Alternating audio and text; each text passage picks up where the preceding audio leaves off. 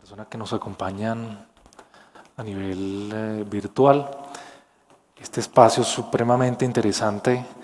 Yo vengo de Medellín, soy de Cartagena, soy ingeniero biomédico y en esta oportunidad quiero conversar con ustedes sobre el tema de inteligencia artificial en salud y un caso muy particular del cual hemos estado trabajando en la ciudad de Medellín.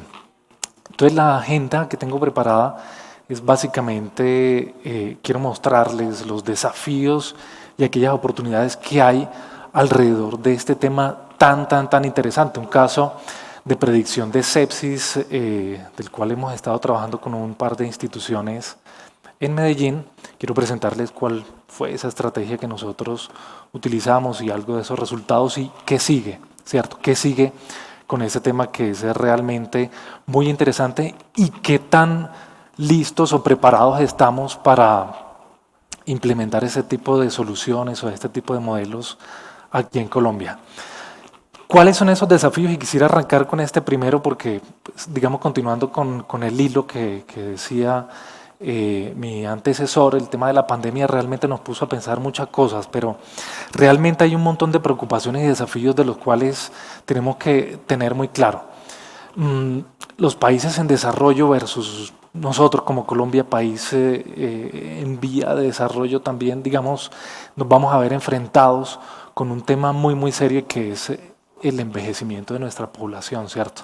Y ligado a eso, pues la fuerza laboral y toda la cantidad de personas que trabajan actualmente en el sector salud, muy seguramente en el futuro se van a ver menguados, ¿cierto? Es decir, el tema de la jubilación de esos trabajadores del futuro van a estar realmente muy limitado. Entonces vamos a tener ese escenario y el escenario pues del aumento de las enfermedades crónicas, ¿cierto? Que van a seguir cada vez más siendo una lucha vigente en el futuro. Entonces tenemos que tener claro ese panorama y decir, bueno, nos vamos a enfrentar con eso, es decir, vamos a tener una demanda bastante significativa, se aproxima que sean quizás unos 80 millones de personas que estén trabajando en el sector salud, que sea esa como la demanda. Realmente las que van a estar disponibles, muy corto, muy pequeño, fíjate, 65 millones quizás, es decir, un déficit de aproximadamente 15 millones de personas, y lo vimos con la pandemia. No sabemos con qué otro tipo de pandemia nos vamos a enfrentar, pero el personal asistencial realmente, pues, digamos, es un reto, esa escasez, y vamos a tener ese desafío allí presente. Entonces, esto ya se veía venir, ¿cierto? Es como el futuro que se veía y es uno de los primeros desafíos. El segundo es obviamente el crecimiento de datos en todos los sectores, pero más en el sector salud va a seguir en aumento, ¿cierto? Fíjate que para el año 2025 pues casi que ese crecimiento va a seguir siendo exponencial. ¿Qué vamos a hacer con esos datos? ¿Qué vamos, digamos, de qué forma los vamos a almacenar? ¿Qué decisiones vamos a tomar con ellos? Es un desafío que está presente y bueno, estamos preparados. Realmente nuestros hospitales tienen la infraestructura suficiente para almacenar toda esa cantidad de información. ¿Qué tenemos a hoy? Claro, los hospitales se siguen enriqueciendo con tecnología, con información, pero desafortunadamente la información está en silos, está segregada, está difusa, ¿cierto? En toda una cantidad de áreas. Aquí vemos el caso de un hospital que tiene diferentes áreas y cada área con una tecnología particular, cada tecnología quizás hablando en un idioma diferente. Es decir, nos encontramos con un tema de interoperabilidad pues muy serio. Esto no es nuevo, digamos, los países más desarrollados ya lo tenían claro, pero es un desafío que tenemos aquí en Colombia. Países en vía de desarrollo, tenemos ya que tomar acción frente a eso y el objetivo es, venga, que todas mis plataformas o que todas mis tecnologías tengan la posibilidad de hablarse, ¿cierto? De interoperar, ¿ok? Que tengan la capacidad de almacenar la información de forma adecuada y que luego me sirva para tomar decisión. Entonces, esa es la perspectiva real, ese es un desafío. Ahora, ¿qué oportunidades tenemos? Esto es muy, muy importante porque pues ya está medido desde el año 2014, fíjate, al 2021, el crecimiento de este mercado ha sido bastante grande. Casi que podemos decir que compañía que hoy no esté inmersa en temas de inteligencia artificial, Big Data, lo que nos trae al día de hoy, en un futuro muy cercano va a tender a desaparecer o le va a quedar muy difícil sobrevivir. Y esto, digamos, lo tenemos que pensar en el sector salud también, que es un sector que necesita, pues que es indispensable y que necesita crecer y que necesita ser sostenible. Y es una oportunidad, ¿cierto? Una oportunidad porque fíjate que el crecimiento, nada más al año pasado, pues son cifras muy interesantes, 4.7 millones de dólares se creó alrededor de esta industria y lo que se estima para el 2027 es muy interesante, ¿cierto? Más de 47 millones de dólares que se van a estar, ¿cierto?, moviendo alrededor de este tipo de industria.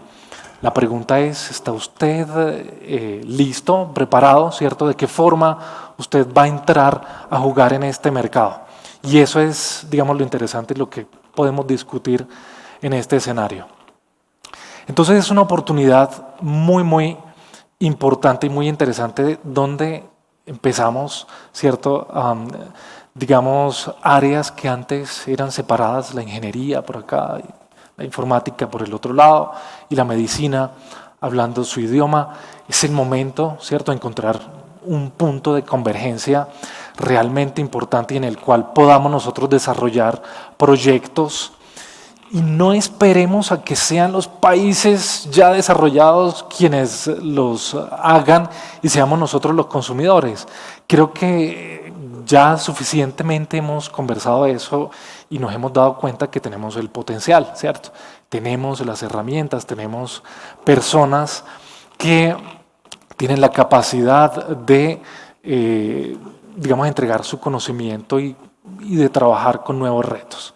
Entonces, el Big Data, con todas sus características de volumen que la tenemos y la tiene el sector salud, con toda la velocidad de procesamiento que hoy en día ya se tiene con la variedad de datos, y en el sector salud variedad de datos sí que hay. Usted se pone a pensar y hay datos de laboratorio clínico, de imágenes diagnósticas, datos de todo tipo, del cual se pueden utilizar y se pueden aprovechar para, digamos, enriquecer y generar valor, ¿cierto? Y, claro, nos falta esta vez de veracidad, ¿qué tan ciertas, ¿sí?, son los datos que ahí se están almacenando? Y ahí se nos prende como en primer campanazo decir, bueno, es que la información que tenemos que guardar en las historias clínicas pues tiene que ser información realmente confiable y que me permita tomar decisiones no solo en ese momento, sino ojalá futuro. Claro, entonces ese mundo real, ese mundo de los datos en el sector salud, pues tiene toda esta riqueza, tiene historia clínica, que hoy en día es digital, tenemos información de laboratorio clínico supremamente abundante y supremamente rica, información de imágenes diagnósticas, como lo decía la doctora Viviana Pinzón esta mañana, allí hay un mundo, un océano gigante por explorar, administración de medicamentos, dispositivos médicos, tecnologías, eventos adversos. Ocurren tantas cosas que pueden servir y que nos pueden ayudar quizás a tomar decisiones y quizás a predecir, ¿por qué no?, enfermedades. Entonces, ¿a qué le apuntamos con esto? Le apuntamos a utilizar esa información tradicional, la que normalmente venimos almacenando, a convertir esa información en información nueva, ¿cierto? Todo ese universo del cual podemos utilizar, cómo lo podemos, digamos, reconfigurar y cómo lo podemos implementar para que me ayude a tomar mejores decisiones. Y ahí sí, entonces pensar en una medicina personalizada, en una medicina pensada en nuestra población, la población colombiana, en una población que tiene características, también como lo decía la doctora Viviana Pinzón esta mañana, características diferenciadoras a la población estadounidense. Entonces, ¿por qué no pensar en tratamientos personalizados para nuestra población? ¿Sí? Y quizás ahí sí, entonces tener herramientas suficientes para construir esa medicina predictiva. Claro, una medicina predictiva que te permita ahorrar costos y ser mucho más eficiente a la hora de tomar decisiones con tu paciente. Sabemos que en Machine Learning, en Big Data, tenemos la posibilidad de trabajar esos datos, de procesarlos, de entrenar algoritmos, de construir un modelo que al final quizás, y en el mejor de los casos, me permita tomar una decisión bajo el contexto de una predicción, ¿cierto? Y bajo ese contexto está el caso que les quiero acá hablar, porque es un caso pues, realmente que a mí me inspiró. Este señor que ustedes ven en la pantalla es mi abuelo, una persona de más de 75 años, hipertenso, diabético, santandereano, muy colombiano, campesino. El hombre, después de una cirugía abdominal, digamos que tuvo que regresar al hospital, tuvo que ser hospitalizado nuevamente, pues, a ser evaluado, algo pues normal. Pero ¿qué pasó? Que en el día 5 pues él empezó a experimentar un caso de neumonía. Empezó a ponerse un poco mal, sus signos vitales empezaron a deteriorarse, ¿cierto? De ahí fue entonces remitido a hospitalización. Después de hospitalización, pues sus signos vitales al ver que no mejoraban, fue necesario entonces intervenirlo a la unidad de cuidado intensivo. Y allí, al pasar algunos días, fue diagnosticado con una condición que se llama sepsis. Digamos que empezó a recibir tratamiento y ya al día 22, después de estar cierto tanto tiempo, finalmente pues fallece. Nos pusimos entonces a revisar pues su historia clínica y qué pasó. Pues realmente mi abuelo recibió el tratamiento adecuado. O sea, uno no puede juzgar y decir es que no recibió el tratamiento que era. No, por el contrario, recibió el tratamiento que era. La situación es que lo recibió muy tarde, ¿cierto? Es decir, quizás esa condición que lo llevó a ese deterioro y pues finalmente a ese desenlace que fue fallido, quizás se pudo haber evitado, ¿cierto? Y revisando pues y comentando quizás con otros profesionales, uno se da cuenta que ve, la situación se repite N veces diariamente, ¿cierto? Es decir, no fue el único caso, no es un caso fortuito. Realmente quizás uno puede decir que ese es el comportamiento de la medicina hoy en día. Es decir, los médicos responden con el tratamiento, pero el tema del tiempo es complejo, ¿cierto?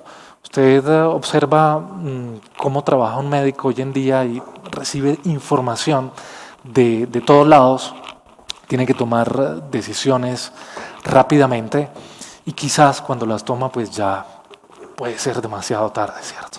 Entonces decimos, bueno, ¿qué podemos hacer?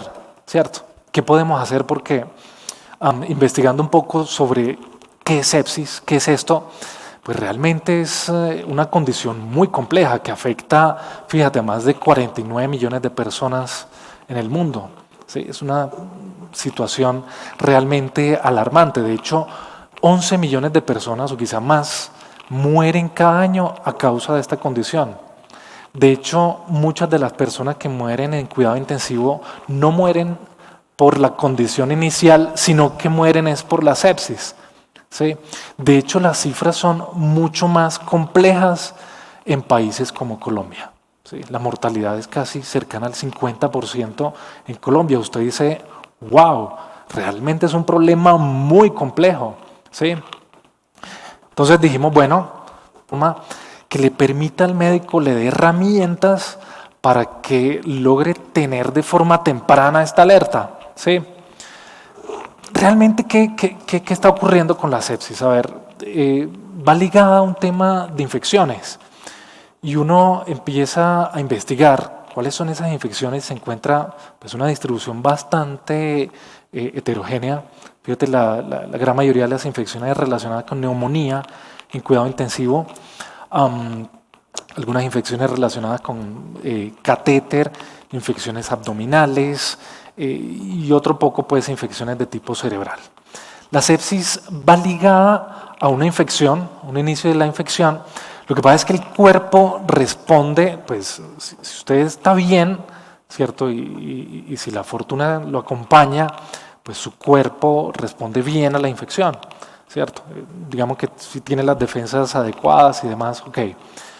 Pero si por el contrario el cuerpo responde de una forma desordenada, empieza, digamos, a afectarse no solo un órgano, sino posiblemente diferentes órganos. Entonces, eso es lo que ocurre, que en respuesta, esa respuesta desregulada del cuerpo ante una infección empieza a dañar órganos fundamentales como el corazón, como los pulmones, como el cerebro, ¿cierto? Como los riñones, y empieza eso a deteriorar al paciente. Y no lo deteriora en días, lo deteriora en horas, ¿cierto? Que es una carrera con el tiempo. Una condición más compleja a lo que llaman el shock séptico, ¿cierto? Cuando ya tienes shock séptico, ya casi que podemos decir que estás a un paso, ¿cierto? Quizás de la muerte. Es una situación muy compleja. Entonces, ¿qué pasa? Que la sepsis generalmente, pues sí, ataca a personas que tienen algún tipo de condición de enfermedad, ¿okay? Personas que están quizás en edad avanzada o en edad prematura, pero la definición todavía es muy heterogénea. Pero es una carrera contra el tiempo. Fíjate que la probabilidad de muerte de una persona por cada hora que nos inicie su tratamiento disminuye casi que en un 10%. Es decir, por cada hora que pasa, esta va aumentando su probabilidad de muerte. Fíjate, 30, entonces va pasando el tiempo. Entonces, ¿qué ocurre, por ejemplo, en cuidado intensivo, sí, digamos en hospitalización en un hospital? Que el médico puede tener la sospecha, entonces, si todo está bien y si el médico tiene las herramientas, te dice, bueno, vamos a tomar una muestra de sangre y vamos a llevarla al laboratorio, pero cuando ya esa muestra, digamos, ha sido procesada y está disponible para su análisis, quizás ya sea demasiado tarde para ese paciente. Es decir, ya el medicamento que le van a administrar, pues ya el efecto quizás va a ser tardío. ¿Qué pasa si pudiéramos de alguna forma darle ventaja de algunas horas al médico para que tome acción sobre ese paciente, ¿cierto? Es decir, ¿qué podríamos hacer para decirle al médico, pilas, que este paciente en X horas puede presentar un episodio de sepsis, ¿cierto? Y a eso es lo que le apuntamos, a decir, venga, doctor, este tipo de paciente que usted tiene, de estos, por ejemplo, 14 que pueda tener en cuidado intensivo, estos 3, así como van, ¿cierto?, en tantas horas, puede tener un desenlace de sepsis. Entonces, que él tome acción, ¿cierto?, y le dé los medicamentos de forma previa. A eso le apuntamos, entonces empezamos a averiguar y nos dimos cuenta que, bueno, los médicos tienen algunas herramientas, algunas escalas que han diseñado, como estas que se ven ahí en la pantalla. Sin embargo, estas escalas no son de mucha utilidad o no son tan favorables o no le brindan esa posibilidad de adelantarse o de predecir una condición tan compleja como la sepsis. Este es un caso real. Que vemos allí un trazado de la temperatura de un par de pacientes. Es el registro en horas de 1 hora y media de un paciente. Fíjate cómo en hora y media este paciente cambia su temperatura, ¿sí? Ambos pacientes. La línea roja indica el inicio de la condición de sepsis y la línea negra el desenlace de la muerte. O sea, en pocas horas ese paciente muere, ¿sí? ¿Qué pasa si horas antes yo hubiera aprovechado esa variación de sus signos vitales o de este signo vital tan importante como la temperatura y yo hubiera generado esas campanas, ¿sí?, esa alerta al médico y el médico quizás hubiera tomado acción sobre ese paciente y quizás su desenlace hubiera sido más favorable? ¿Qué pasa si no solamente lo hacemos con temperatura, sino con otras variables como presión arterial, frecuencia cardíaca y demás, ¿sí?, donde el fenómeno se repite en este paciente? ¿Qué pasa si nosotros tenemos la capacidad de tener todo el registro de signos vitales, por ejemplo, de muchos pacientes colombianos, ¿sí? Y lográramos identificar patrones en ellos, ¿sí? Por ejemplo, aquí vemos un caso hipotético de dos pacientes, uno de 61 años, diabético, el otro también 64 años. ¿Qué pasa si se parecen esos patrones, ¿cierto? Y de alguna forma los logramos analizar y logramos construir un modelo que aprenda, ¿cierto?, con base en esos pacientes y que me sirva para poder predecir esa condición en otro paciente futuro, ¿sí? Y así quisimos hacerlo. Entonces dijimos, bueno, tomemos los datos de los pacientes que están en cama, tratemos de aprovechar la gran cantidad de datos que hay, laboratorio clínico, gases arteriales, imágenes diagnósticas. Usted no se imagina la cantidad de información que hay y la tecnología que existe, y la información está ahí, ¿sí? De poderla almacenar en un gran repositorio, entonces hablar de Big Data en salud y poder entregarle al médico a través de un modelo predictivo, venga doctor, dentro de tales horas este paciente puede tener tal condición, tome acción. Entonces con el grupo Ideas de AUNA, la Universidad EIA y la Clínica de las Américas, nos reunimos y dijimos, bueno, trabajémosle a este tema. Es un reto, nos gusta, vamos a trabajar en esto, vamos a ver qué hacemos. ¿Qué fue lo que hicimos? Empezamos a buscar bases de datos internacionales. La más utilizada se llama Mimic en una versión 3, una base de datos americana de Boston. El MIT, digamos, la pone a disposición a los investigadores y empezamos a trabajar con ella y a hacer nuestros primeros modelos. Pero no queríamos quedarnos ahí porque es que es una base de datos de pacientes norteamericanos. Y aquí lo que tenemos son pacientes colombianos, ¿cierto? Hagamos algo con datos colombianos. Entonces empezamos a tratar de trabajar con los datos de la Clínica de las Américas. Claro, empiezan a aparecer un montón de retos.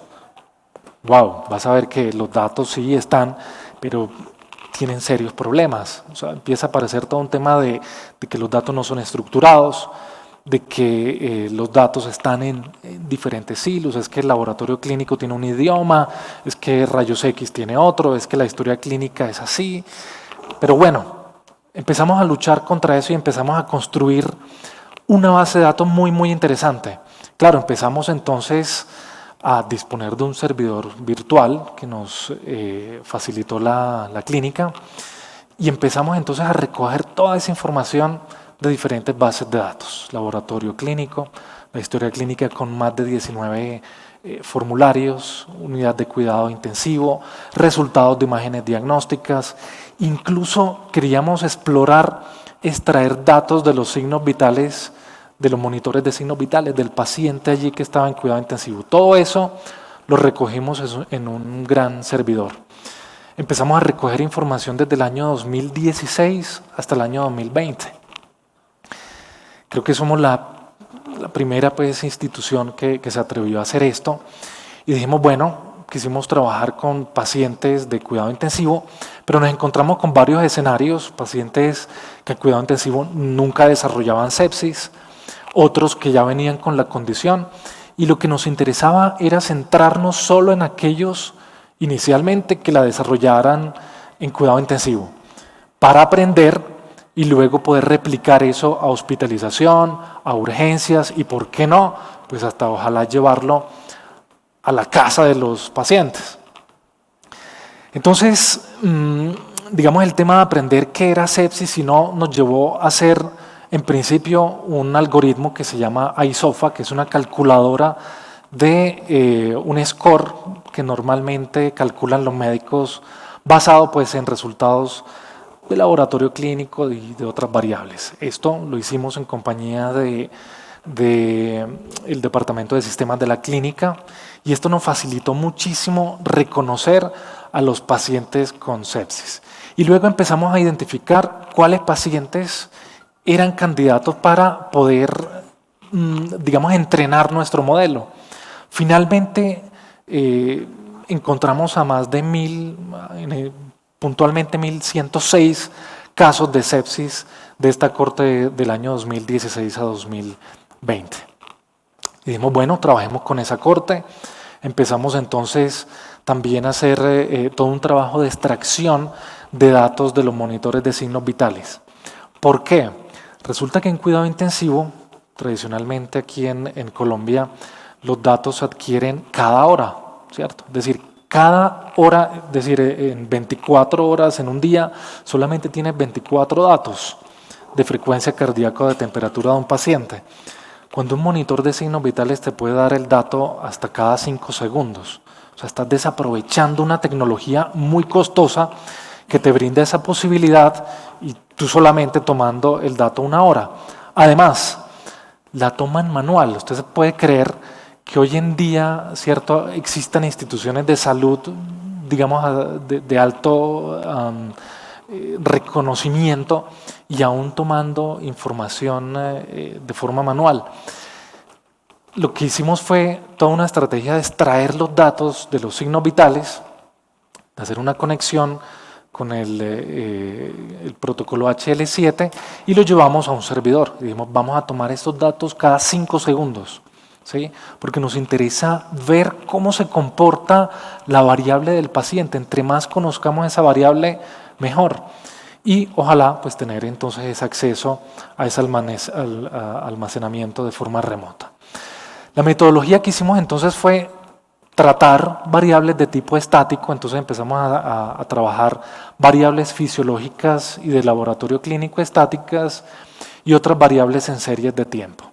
Utilizamos un par de modelos para las variables estáticas, un modelo que en Machine Learning se conoce como XGBoost, hoy en día es el estado del arte de los árboles de decisión, y la serie de tiempo la trabajamos con un modelo de vecinos cercanos o KNN, con una función de distancia que se llama Dynamic Time Warping o DTW, y con eso lo ensamblamos en una regresión logística. Esto lo hicimos utilizando Python y finalmente pues, lo logramos integrar. Adicional a eso, pues las series de tiempo que las extraíamos de la unidad de cuidado intensivo, decidimos también trabajar con las imágenes de diagnóstico, pero no las imágenes propiamente, la imagen, sino el resultado de la imagen diagnóstica, es decir, ese texto libre que escribe el médico, ese resultado fue el que tratamos y también lo ingresamos a nuestro modelo.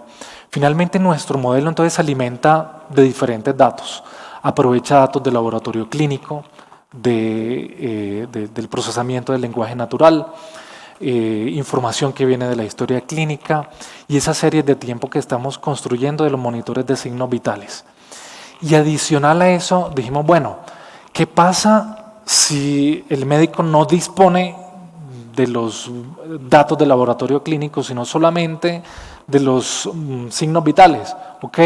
Hagamos entonces un modelo, digamos, escalable, un modelo que trabaje en versión básica, versión media y versión avanzada. La avanzada sería la que disponga de todos los datos y la básica que solo trabaje con modelos, con datos básicos o datos fisiológicos. Y así lo hicimos. Entonces, nuestro modelo tiene la capacidad de leer datos fisiológicos de los monitores de signos vitales, datos del laboratorio clínico, y logramos predecir sepsis hasta 3 horas antes, digamos, que el paciente la desarrolle. 3 horas antes es un tiempo valioso para el médico, para el intensivista, tomar acción sobre el paciente, medicarlo y salvarle la vida, ¿cierto? Así sea 1 hora antes, es valioso, ¿cierto? Si usted tiene la capacidad de decirle al médico, pilas que este paciente posiblemente dentro de 3 horas va a tener sepsis, el médico dice, ok, voy a tomar acción ya. Es decir, no estamos reemplazando al médico, le estamos dando una herramienta para tomar decisión, ¿ok? Y eso fue lo que hicimos. Y a eso le apuntamos. Nuestro modelo tiene estas métricas, digamos que son interesantes y competitivas y que hemos comparado con otros estudios internacionales. pero son métricas nuestras, son métricas colombianas. Es decir, somos capaces de hacer un algoritmo completamente competitivo hecho con nuestros datos. Y dijimos, bueno, venga, tratemos de identificar cuáles son esas variables que más le aportan al modelo. Y aparecieron unas variables que antes eran subvaloradas y que fíjense que para la predicción de esta condición tan compleja tienen valor, ¿sí? Tienen valor y el modelo fue validado con los intensivistas de la clínica y en este momento pues seguimos trabajando en el proyecto. Comparamos nuestros resultados con las métricas que ellos tradicionalmente utilizan, con los scores que ellos hacen y nuestro modelo es muy superior, ¿cierto?, en la capacidad predictiva. De hecho, hicimos también un ejercicio interesante y fue, tratemos de entrenar nuestro modelo con datos de los pacientes de Estados Unidos, de la base de datos MIMIC, y hagamos la validación con los datos nuestros, colombianos, a ver qué pasa. Y el modelo no tiene un buen comportamiento, ¿sí? Claro, porque es que son pacientes diferentes, porque es que la condición es diferente. Y entonces dijimos, bueno, entonces entrenemos nuestro modelo y validémoslo con nuestros datos y ahí sí se comporta mejor. Entonces aquí el llamado es, necesitamos, es decir, no esperemos a que la solución nos llegue de otros países, ¿cierto? O sea, miremos qué están haciendo, pero trabajemos en nuestros desarrollos, entrenemos nuestros modelos con nuestros datos, que tenemos la capacidad y tenemos la tecnología. A esto le estamos apuntando, entonces el sistema en este momento funciona apagado porque estamos trabajando en un proyecto y esperamos prenderlo en marzo del próximo año. Es decir, que el modelo ya esté dando las predicciones en las unidades de cuidado intensivo para luego pasarlo a hospitalización. No solamente queremos hacerlo con una sola institución, por eso nos hemos acercado a otras instituciones. Actualmente estamos trabajando con el Pablo Tobón Uribe, pero ojalá, y el llamado aquí, el mensaje es, se nos sumen más instituciones, ¿cierto? Es que este es un trabajo que tenemos que hacerlo en conjunto. Y a esto pues le queremos apuntar, no solamente en sepsis, sino en otro tipo de condiciones, porque sabemos que lo podemos hacer y porque pues, hay instituciones que nos creen. Entonces, este era el mensaje que quería compartir con ustedes. Y bueno, estaré atento a sus inquietudes. Muchísimas gracias por el espacio.